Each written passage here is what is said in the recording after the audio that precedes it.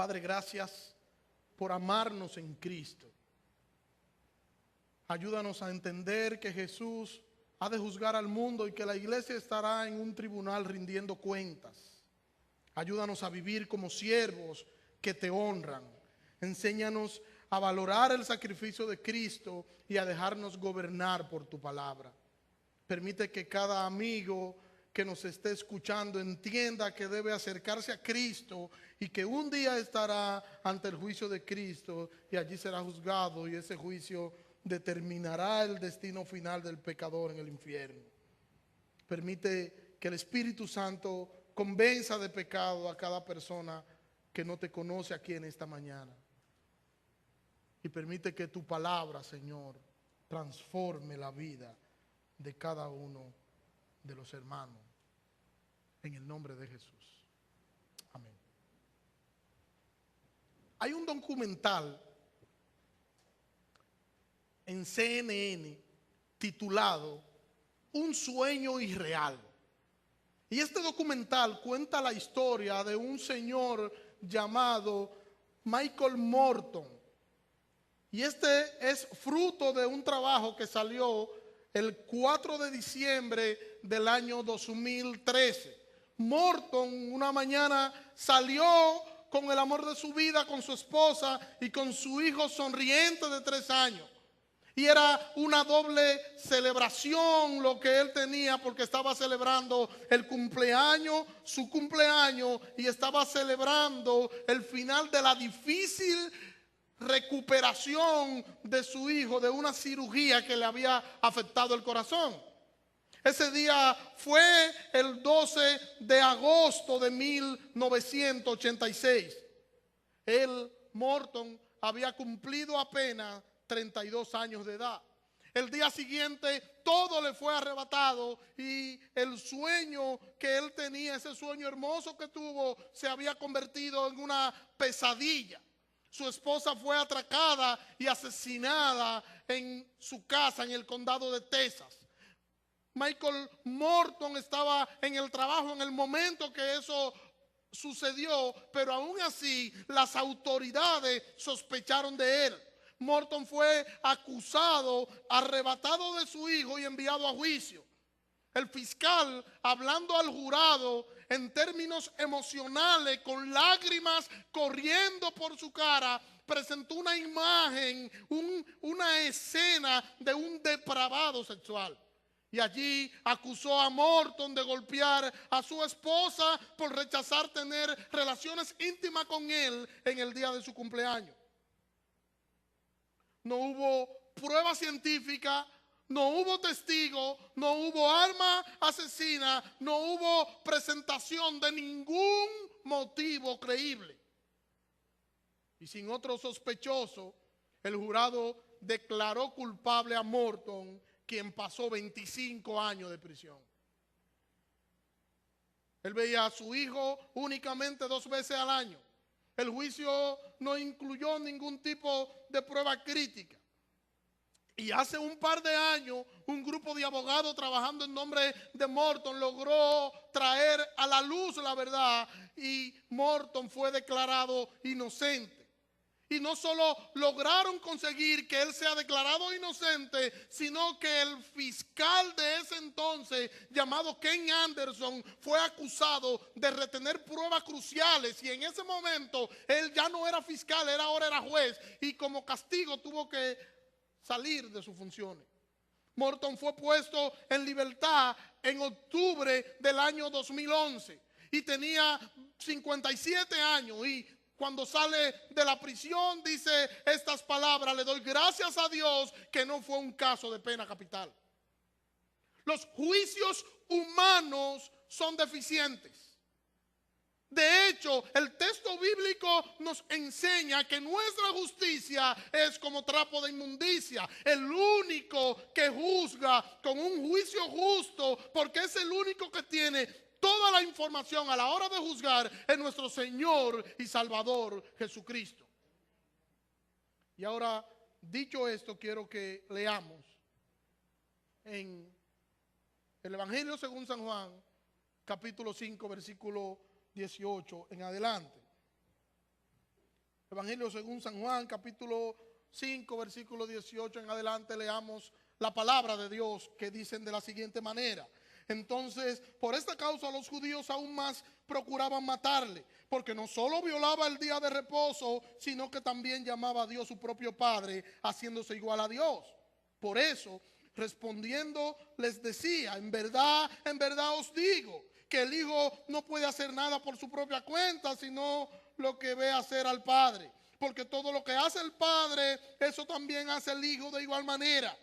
Pues el Padre ama al Hijo y le muestra todo lo que Él mismo hace. Y obras mayores que esta le mostrará para que os maravilléis. Porque así como el Padre levanta a los muertos y les da vida, así mismo el Hijo también da vida a los que Él quiere.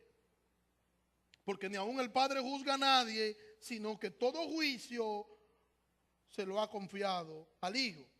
Versículo 23.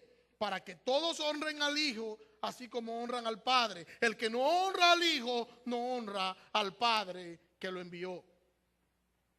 Ese es el texto que hemos estado analizando en esta parte de nuestra serie que la hemos titulado Una declaración extraordinaria.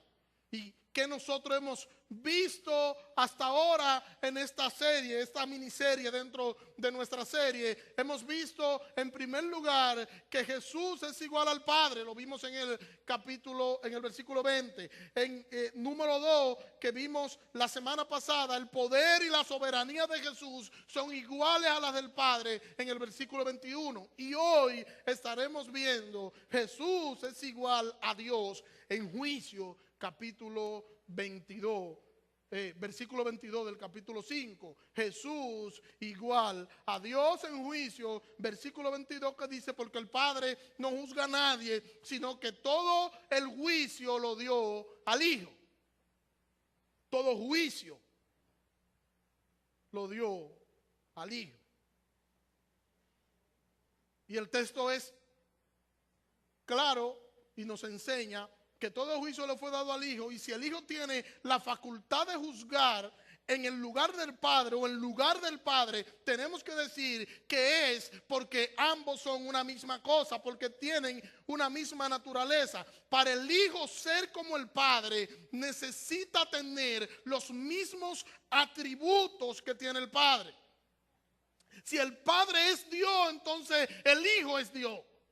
Y hay dos cosas que necesita tener el Hijo para poder juzgar, así como nos está diciendo el Hijo en el versículo 22. Para poder juzgar necesita tener dos cosas. Número 1, un conocimiento absoluto. Y número 2, una justicia perfecta.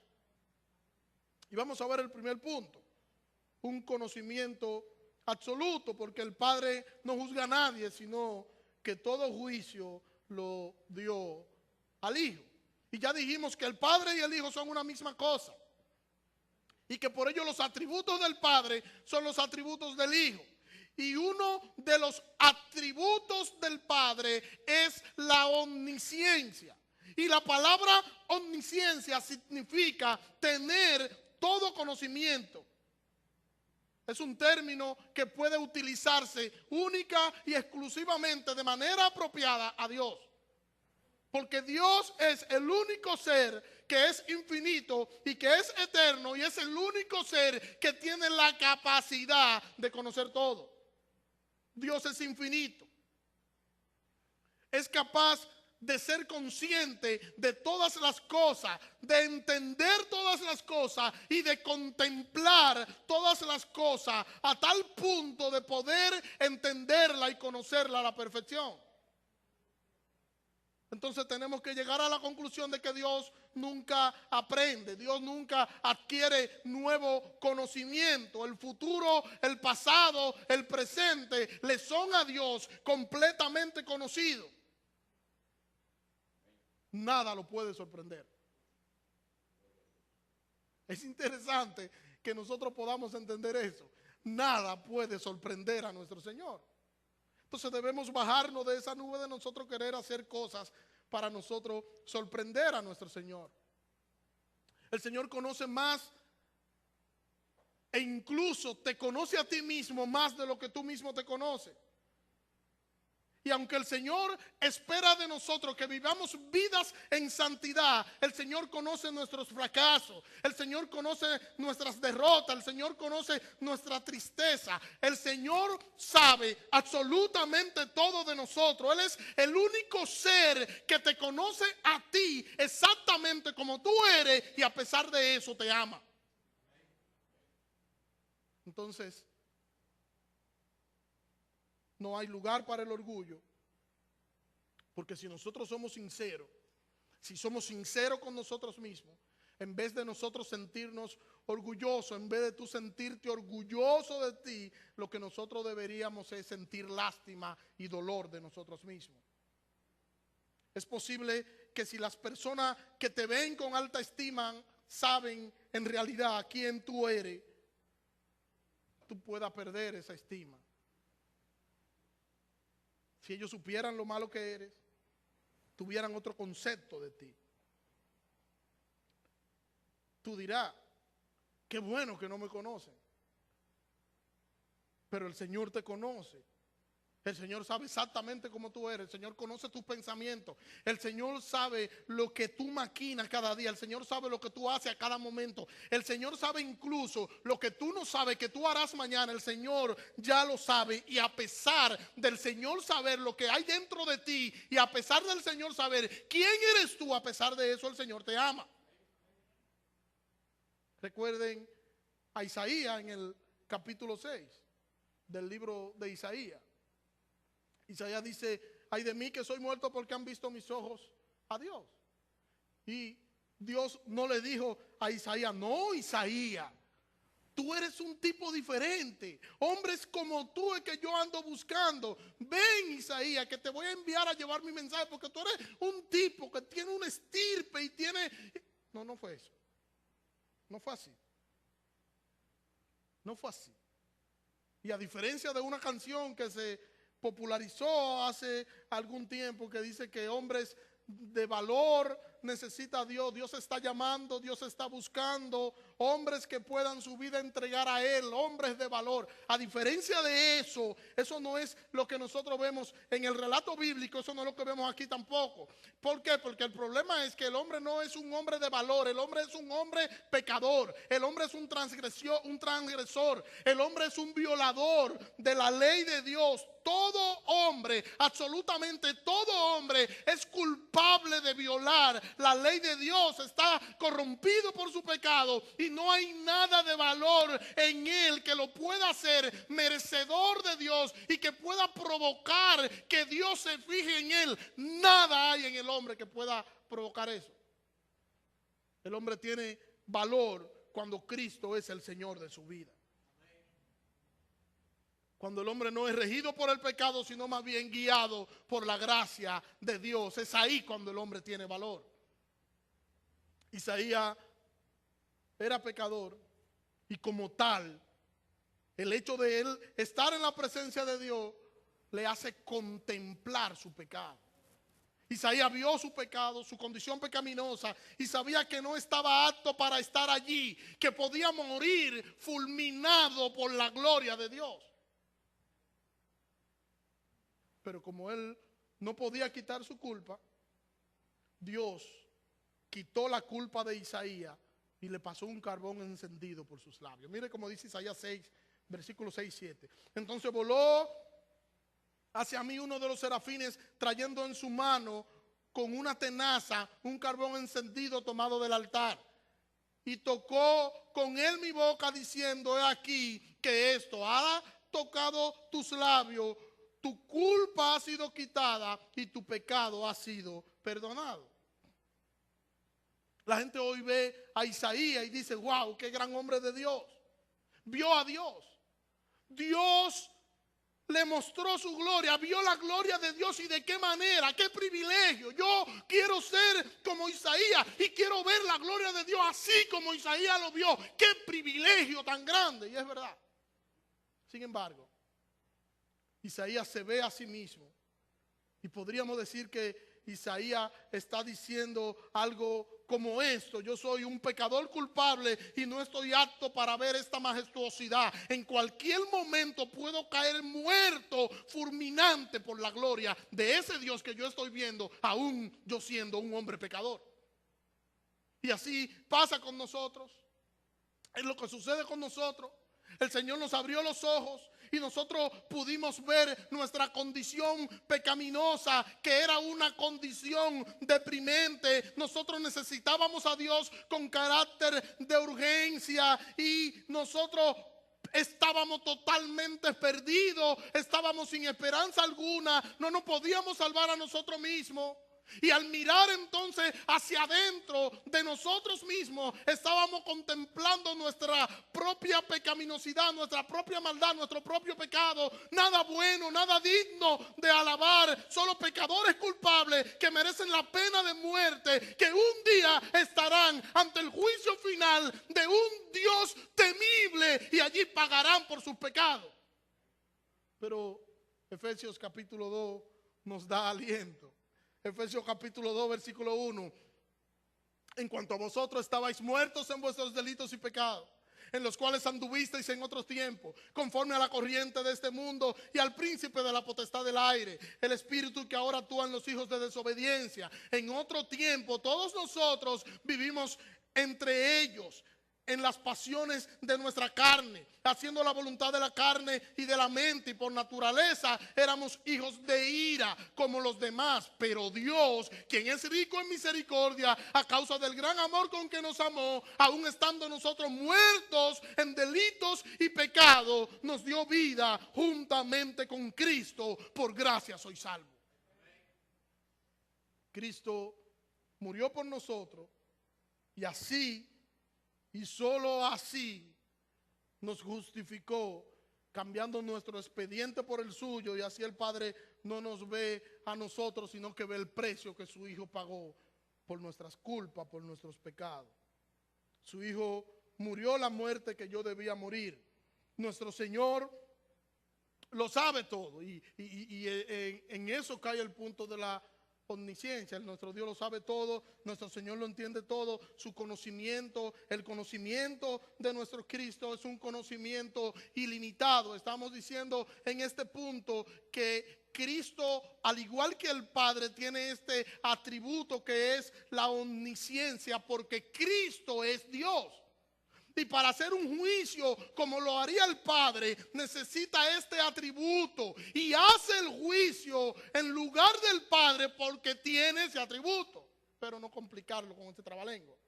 Solo Dios puede hacer un juicio justo, porque solo Él conoce todos los detalles, incluso las intenciones del corazón. La omnisciencia de Dios está entrelazada con su omnipotencia. O sea, su conocimiento y su poder van de la mano. El conocimiento y el poder de Dios van de la mano. No podemos ver al uno sin el otro, porque los atributos de Dios se relacionan el uno con el otro. Y quiero citar a Sproul. Cito: Dios no conoce todas las cosas por el simple hecho que Él ha aplicado su intelecto superior a un estudio diligente del universo y de todo su contenido. En realidad, Dios conoce todas las cosas porque Él ha creado y por su voluntad existen. Como soberano del universo, Dios controla el universo. Si bien algunos teólogos han intentado separar estas dos cosas, sería imposible que Dios conociera todo si no controlara todo. Y sería igualmente imposible que Dios controlara todo si no conociera todo. Fin de la cita. Y eso es lo que decía que debe a nosotros darnos esperanza. Nuestro Señor sabe todo. Nuestro Señor sabe lo que el Señor sabe, porque Él es el gran creador, porque Él es el gran diseñador, porque su plan está en curso y su plan aún guía a su creación. Su mundo sigue girando porque Él sigue sustentando su mundo. Y es ahí donde debe estar nuestro gozo. Nosotros estamos dentro del plan perfecto de nuestro Señor. Y podemos nosotros decir que Él está en control absoluto de nuestras vidas. Usted puede decirme, pastor, ¿y qué de las crisis? ¿Y qué de las tormentas? Esas tormentas y esas crisis que laceran nuestras vidas dejando cicatrices en nosotros. ¿Qué hacemos con eso, hermano? Simplemente el dolor y el sufrimiento son instrumentos de Dios para formar en nosotros la imagen de su Hijo. El dolor y el sufrimiento son parte del plan de Dios para nosotros. Así que nos resta a nosotros decir como a Job: yo sé que mi Redentor vive y al fin se levantará. No nos quedaremos postrados, y no nos quedaremos postrados porque el Señor que lo sabe todo, el Señor que lo puede todo, el Señor que lo creó todo, el Señor que lo diseñó todo, el Señor todopoderoso, ese Señor es nuestro Dios y es nuestro Señor. Es nuestro refugio y es nuestro amparo en las tribulaciones, como dice el salmista. Pero también ese Señor es quien nos está forjando a nosotros a sangre y fuego. Y vuelvo a citar a Sproul. Dice Sproul, cito: el conocimiento de Dios es absoluto en el sentido que Dios siempre tiene conocimiento de todas las cosas. El intelecto de Dios es distinto al nuestro, en que Él no tiene que acceder a la información como un computador accede y abre archivos. Todo tipo de conocimiento está siempre directamente delante de Dios. El conocimiento de Dios de todas las cosas es una espada de doble filo. Para el creyente, este pensamiento le brinda seguridad. Dios mantiene el control. Dios comprende. A Dios no lo confunden los problemas que nos confunden a nosotros. Para el no cristiano, sin embargo, esta doctrina vuelve a enfatizar el hecho de que las personas no pueden esconderse de Dios. Sus pecados están expuestos. Como Adán, procuran esconderse. Sin embargo, no hay ningún rincón en el universo fuera del alcance de la mirada de Dios, de su amor y de su ira. Fin de la cita. Es justo lo que estamos diciendo. Saber esto nos da consuelo, o debería darnos consuelo. Nosotros estamos en el lugar más seguro, y el lugar más seguro se llama Cristo. Todo, absolutamente todo es conocido por Dios. Todo, absolutamente todo. Todo le es conocido a Él. Nada puede ocultarse a la presencia de Dios. Él es Dios y tiene el poder y tiene el conocimiento ilimitado. Nada ni nadie se le puede igualar. Y quiero preguntarte en esta mañana: ¿tú crees que el Señor no sabe lo que sucede contigo?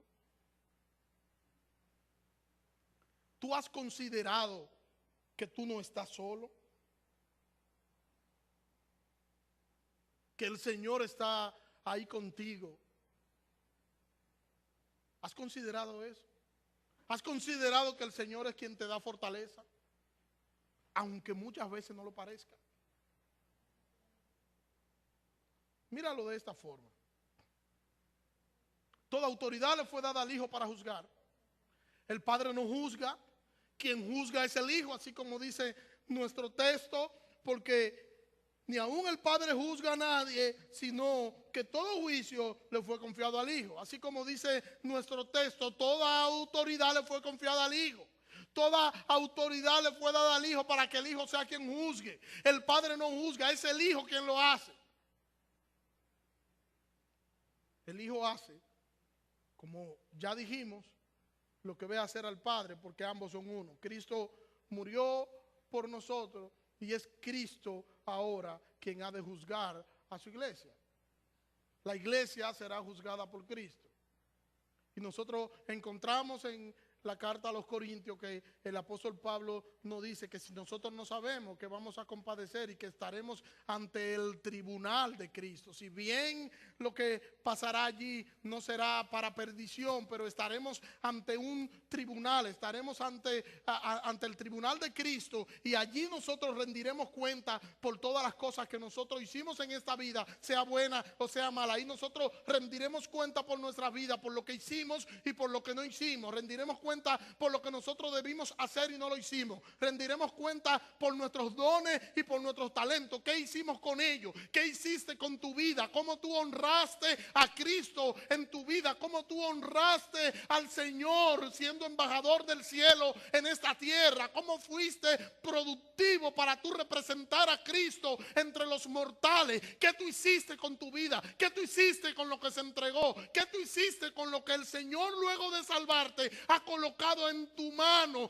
¿Qué tan buen administrador tú fuiste que pudiste hacer exactamente lo que Dios quería que tú hicieras con los dones y con los talentos que Él puso en tu mano? Estaremos allí. Y Pablo dice que muchos serán salvos como por fuego. Yo, haciendo una mala traducción al español de eso, lo digo de esta manera: allí muchos serán salvos como por chepa.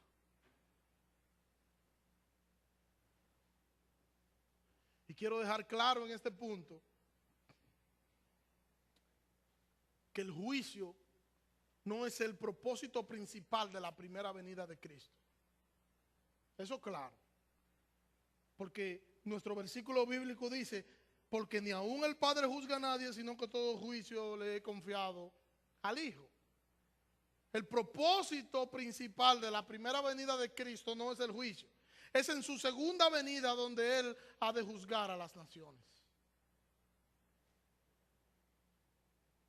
Mire cómo dice Tesalonicenses, segunda carta a Tesalonicenses, capítulo 1, versículo 5. Nos dice allí el texto: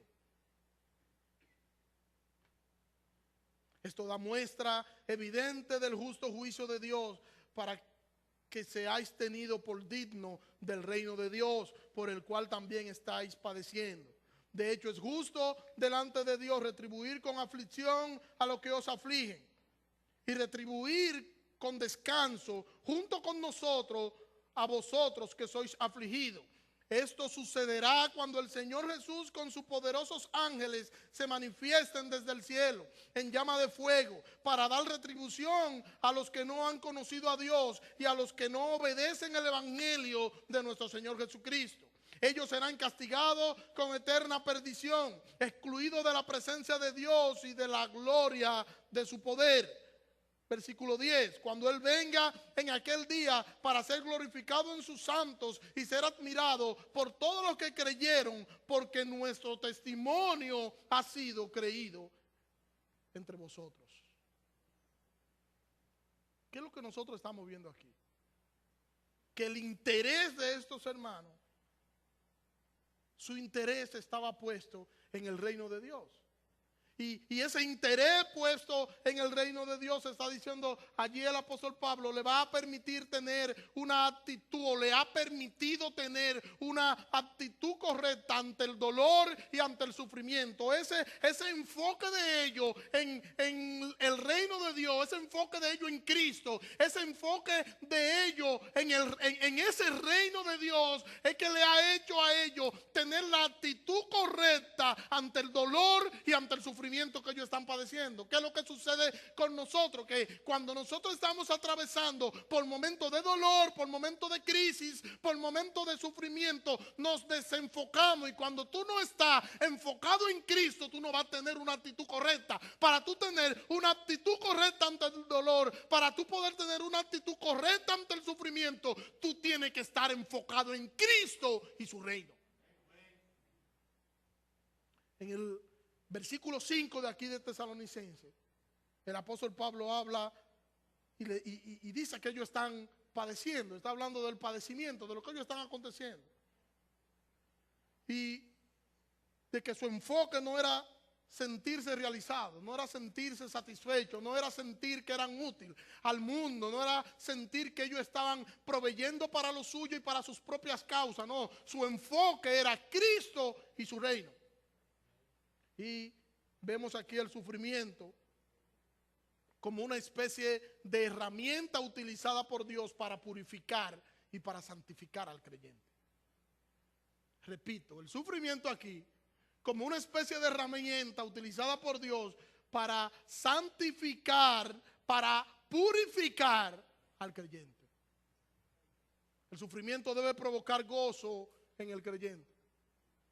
Pastor, ¿qué es lo que usted está diciendo? Sí, el sufrimiento debería provocar gozo en el creyente, porque esa es la evidencia de que el Señor nos está moldeando a la imagen de su Hijo.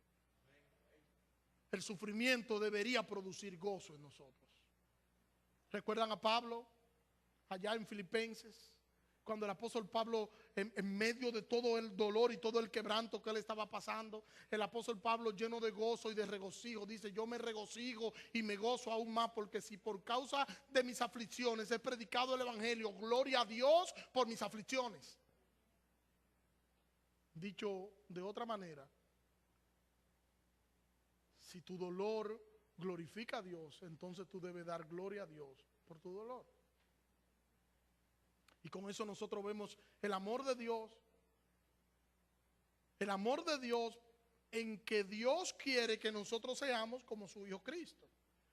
O sea, que nosotros seamos mejores. El juicio justo de Dios, nos dice el apóstol Pablo en este texto, que va a servir para perfeccionar a los creyentes y para pagar a los impíos. O sea, hay un doble propósito. El propósito primario de perfeccionar a los creyentes y el secundario de pagar a los impíos, o sea, de pagar a los no creyentes. Dice el versículo 8, en llama de fuego para dar retribución a los que no han conocido a Dios y a los que no obedecen el evangelio de nuestro Señor Jesús. Y Pablo habla también en este texto del reposo que ellos esperan en la venida del Señor, la paga del pecado a los que no han creído al evangelio. Y Cristo hará justicia a los creyentes y pagará a los impíos. Eso es lo que está diciendo el apóstol Pablo. En otras palabras, Cristo vendrá como juez sobre todo y juzgará al mundo. Y los pecadores serán aplastados por la ira de Dios. ¿Cómo suena eso, hermano? El imponente y majestuoso Señor, el imponente y majestuoso Señor vendrá en gloria y todo ojo le verá. Mateo capítulo 13, versículo 4 en adelante. Dice allí Mateo: el Hijo del Hombre enviará a sus ángeles y recogerá de su reino a todos los que causen tropiezo y a los que hacen maldad. Versículo 42. Y los echarán en el horno de fuego. Allí habrá llanto y crujir de dientes. 43. Entonces los justos resplandecerán como el sol en el reino de su Padre. El que tiene oído que oiga. Versículo 44. El reino de los cielos es semejante a un tesoro escondido en el campo, que un hombre descubrió y luego escondió, y con regocijo va, vende todo lo que tiene y compra aquel campo. Versículo 45. Además, el reino de los cielos es semejante a un comerciante que busca perlas finas. Y habiendo encontrado una perla de gran valor, fue y vendió todo lo que tenía y la compró. Versículo 47. Asimismo, el reino de los cielos es semejante a una red que fue echada en el mar, y junto con toda clase de peces, cuando estuvo llena, la sacaron a la playa, y sentados recogieron lo bueno en la cesta y echaron fuera lo malo. Así será el fin de este mundo. Y podemos decir, a grosso modo, para no detenernos mucho ahí, que el evangelio es la perla de gran valor. Es el tesoro escondido que tú tienes que estar dispuesto a darlo todo por él. Es esa perla fina que Todo el que la encuentra debe dejarlo todo y debe venderlo todo para poder obtenerla. O sea, nada tendrá mayor valor en tu vida que el evangelio, porque el evangelio o por el evangelio tú tienes que estar dispuesto a darlo todo, a entregarlo todo por la causa de Cristo. Encontró la perla y ahora se deleita con su valor. Encontraron a Cristo y ahora se deleitan con su hermosura. Y dice el texto que el Señor sacará los peces de la red que fueron lanzados y serán lanzadas, la red que fue lanzada al mundo. El Señor sacará los peces de allí. Dentro de esos peces que el Señor va a entresacar, muchos irán al reposo eterno, otros irán a la condenación eterna. Y Mateo dice que así será el fin del mundo, porque todo eso es dándonos una figura de lo que es el reino de Dios y de lo que será el fin del mundo. Todo va a concluir con un gran juicio. Todo va a concluir con un gran juicio. Cristo se sentará y juzgará y nadie podrá resistir el poder y la autoridad de Cristo juzgando allí como era de hacerlo. Por eso nuestro texto nos dice que el Padre no juzga a nadie, sino que todo juicio lo dio al Hijo. Quien ha de juzgar es el Hijo. Y ya hemos dicho que hay dos cosas que necesita tener el Hijo para poder juzgar: un conocimiento absoluto y una justicia perfecta. Él tiene un conocimiento absoluto porque Él es Dios y tiene los atributos de Dios, y como Dios Él tiene un conocimiento absoluto de todas las cosas. No porque, como ya citamos a Sproul, porque él hizo un análisis exhaustivo para poder ver, no, sino que todas las cosas están ante Él porque Él lo creó y lo diseñó todo. Y estamos en el punto 2 de una justicia perfecta. Por dicha justicia perfecta, Él juzgará a todos. Es interesante, porque hablando de justicia, Aristóteles decía o definía la justicia como el dar a una persona su merecido. Él decía que eso era la justicia: darle a una persona lo que esa persona se merecía. Michael Morton no merecía el juicio que lo condenó, porque él era inocente. Y ya le narré un poco la historia de aquel documental. Él era inocente de lo que se le culpaba.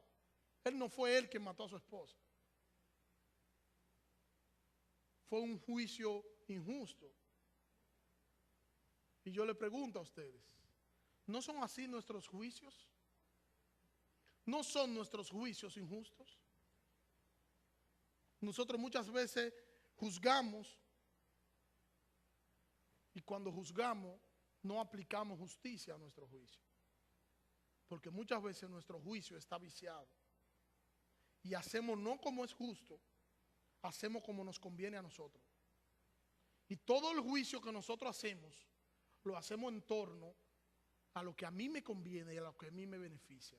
Usted va conduciendo un vehículo y usted va mal, usted ve en el carril que usted no tiene que ir, el otro se metió y casi se produce un accidente y usted le echa toda la culpa al otro. Usted nunca va a admitir, oye, yo me metí mal, perdón. Muy difícil que usted vea a alguien hacer eso, porque nosotros juzgamos a la luz de lo que nos conviene a nosotros y de nosotros tratar de que el otro vea en el juicio que yo hago, los demás puedan ver al otro como culpable y a mí como inocente. ¿Eso no es lo que hacemos? Eso es lo que nosotros hacemos. Por ejemplo, mire este otro ejemplo. Imagínese que usted va al mecánico y usted cuadra un trabajo que usted tiene que hacerle al vehículo por 3,000 pesos. Cuadra su trabajo por 3,000 pesos. Pero ¿qué sucede? Que el mecánico trabajó y lo que iba a hacer lo hizo en 10 minutos. En 10 minutos rápido lo que había que hacer lo hizo y le entregó su vehículo. Pero usted entiende que él se tomó muy poco tiempo para resolver el problema y que debió cobrarle menos. Pero usted no dice nada. Pero sucede que cuando usted se monta en el vehículo, el mecánico lo llama y le dice, fulano, ven acá, quiero devolverte esos 1,000 pesos. porque yo entiendo que el asunto no era como yo lo pensaba desde el principio. Cuando usted llegue a la casa, si es hombre, porque regularmente los hombres que hacemos esos trabajos, le va a decir a su esposa, resolví con menos dinero de lo presupuestado. Qué bueno fue el Señor. Qué bueno fue el Señor conmigo. Y se va a sentir contento y va a recomendar a ese mecánico, porque el mecánico fue justo con usted. ¿Verdad que sí? ¿Verdad que sí? Ahora imagínese que usted va al mecánico por un problema y que ustedes acuerdan por 3,000 pesos, pero el trabajo se complica. Al punto de que el mecánico tiene que durar varios días resolviendo el problema porque se complicó. El asunto era peor de lo que él se imaginaba cuando ustedes acordaron. Y usted dice, bueno, y me irá a cobrar más él. No debería, porque nosotros acordamos por 3,000. Esos son problemas de él. Eso no lo dice una persona justa. La justicia dice, mira, nosotros acordamos 3,000 pesos. Yo estoy consciente del trabajo que tú has hecho y que el asunto se te ha complicado. Sin embargo, oye lo que vamos a hacer. Yo no tengo mucho dinero, pero te voy a dar 1,500 pesos más de lo que habíamos acordado, porque yo sé que el trabajo vale mucho más de ahí. Eso es justo. Es justo eso. Usted me dirá no, porque ya fue una providencia que me lo pusieran por menos cuando iba a ser por más. Eso es una bendición que lo saqué por menos. No, hermano, es justicia, porque usted le ha hecho justicia a un trabajador. ¿Cuál es el problema? El problema es lo que ya yo he dicho. El problema es que nosotros pensamos en torno a lo que nos conviene a nosotros, no a lo que sea justo y a lo que pueda agradar a Dios en base a las cosas que yo pueda hacer en el día a día, sino en torno a lo que a mí me conviene.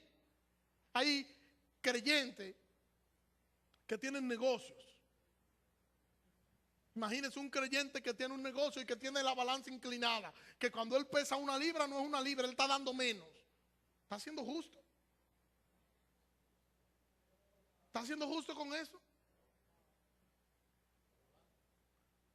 Una persona que esté truqueando para ganar más de lo que debería ganar, ¿está siendo justo?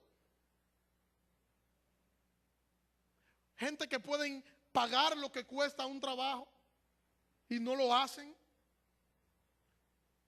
No lo hacen no porque no puedan hacerlo y porque no tengan para hacerlo, sino porque están buscando siempre un lucro y un beneficio personal. Y en todas las cosas que ellos hacen, el propósito no es glorificar a Dios, sino ellos poder beneficiarse de algo.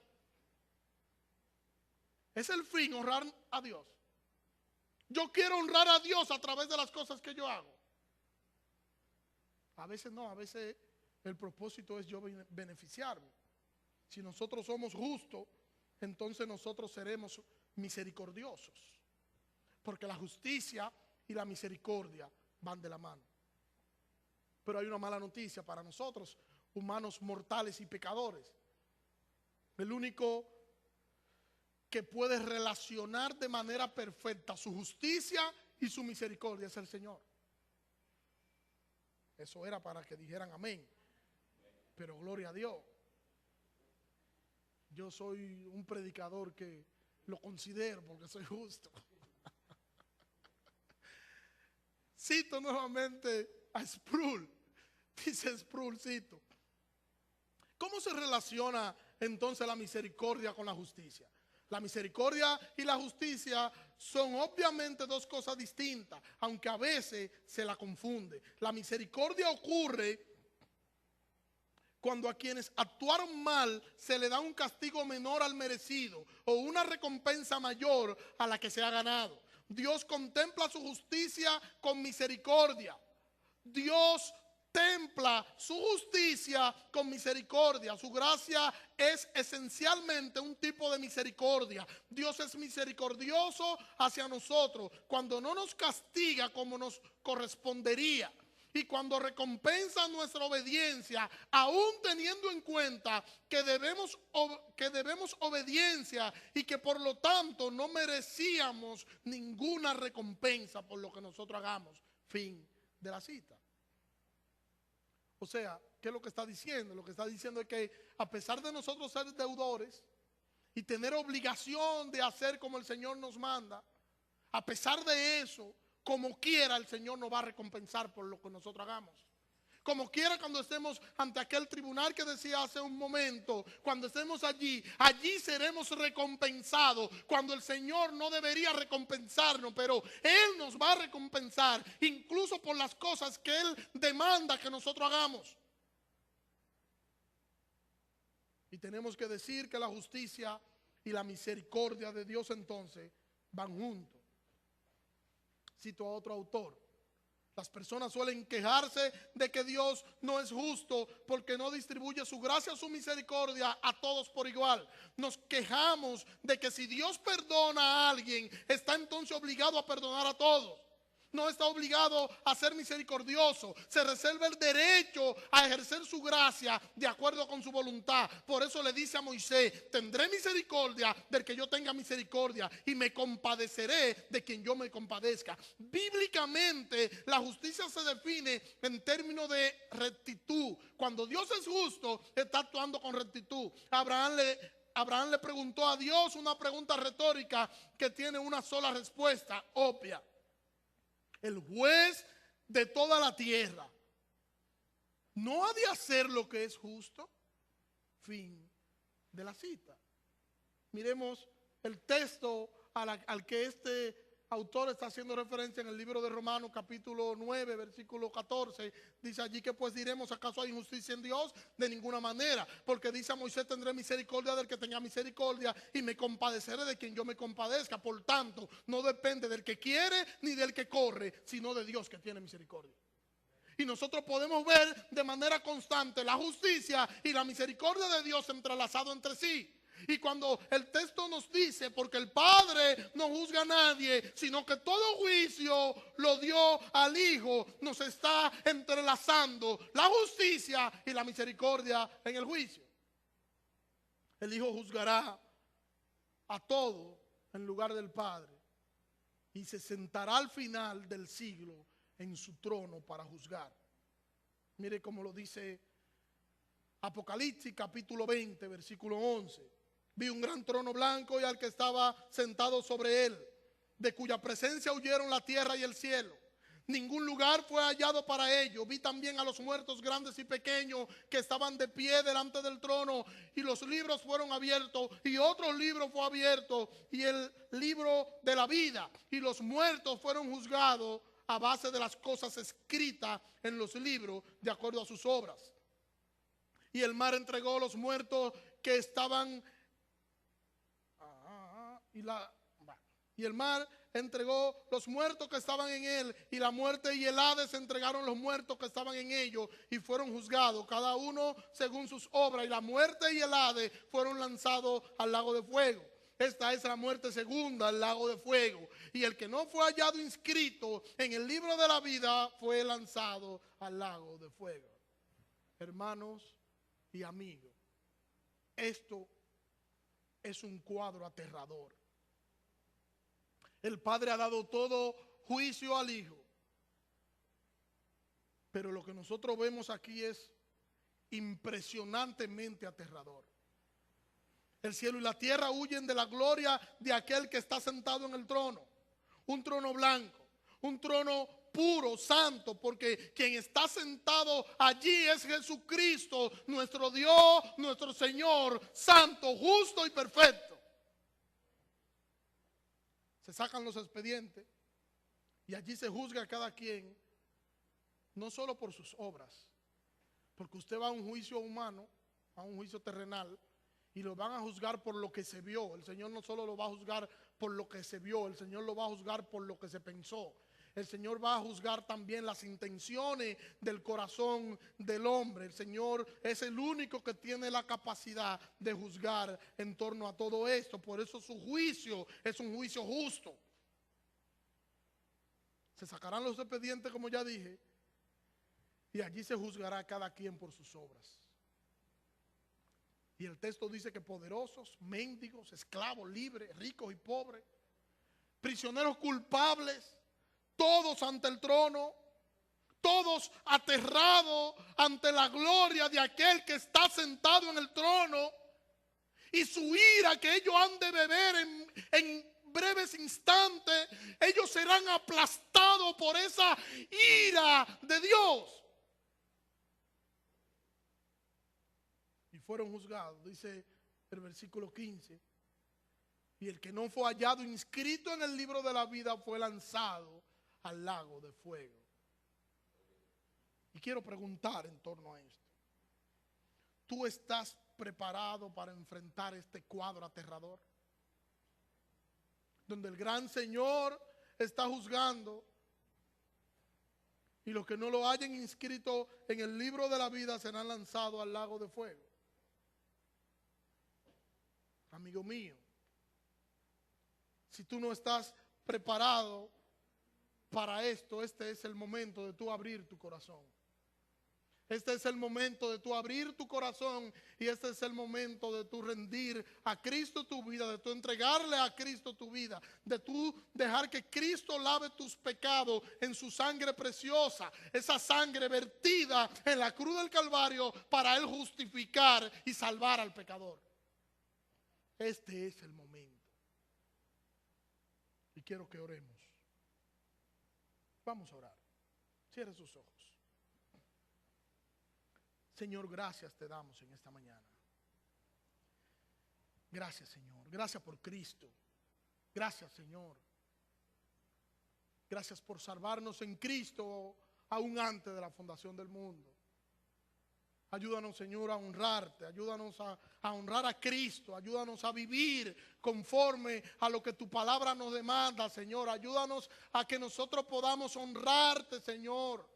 Y ayúdanos a entender estas verdades bíblicas, Señor. Un día nosotros estaremos cara a cara ante Cristo y rendiremos cuenta por todo cuanto nosotros hicimos con nuestra vida de creyente.